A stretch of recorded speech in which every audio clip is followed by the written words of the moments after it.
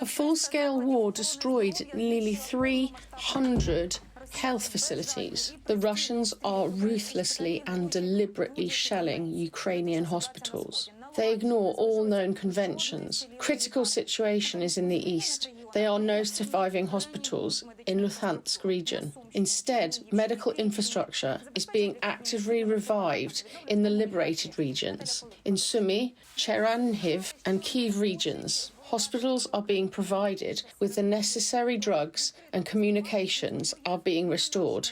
Bright and new, the hospital in Trotslanets in the Sumy region was repaired only last year after Putin's liberators, who kept the city under full occupation for a month. It looks like this. Russian troops closely fired a hospital from tanks when patients were there. Ми знаходимося на 4-му поверсі відділення реанімації. At the hospital, with millions invested, almost all departments, surgery, infectious diseases, maternity, oxygen station, were destroyed. Currently, it is impossible to accept patients fully here, but the City Council at least hopes to partially resume admission by the end of April. The Russians destroyed all ambulances in the city. The philanthropists have already donated 4 cars. Humanitarian supplies come to us every day. We got a few ambulances, and they also came to us with medicine. Our doctors will sort the drugs and will distribute them to the residents free of charge. And this is the Chernihiv region hospital. Doctors were rescuing the wounded under rocket fire around the clock. The staff work 24 hours a day without electricity and water. We use generators to carry out operations. When they turn off, doctors illuminated themselves with headlights or lights from telephones.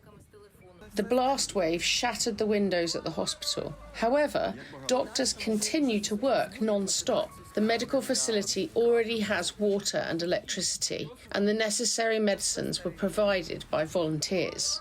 We have already started accepting patients with chronic conditions who had to be treated at home for over a month and a half.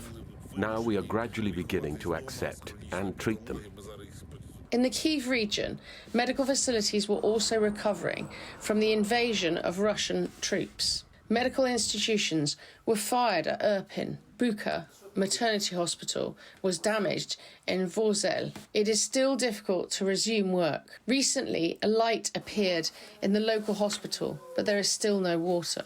Russian savages stole some equipment and medical instruments. Of the 200 health workers, only 50 are currently at work. We will resume the work of the institution gradually as people return. Now we need to assess the damage, secure the equipment that has survived, replace the windows, restore the internet and communications.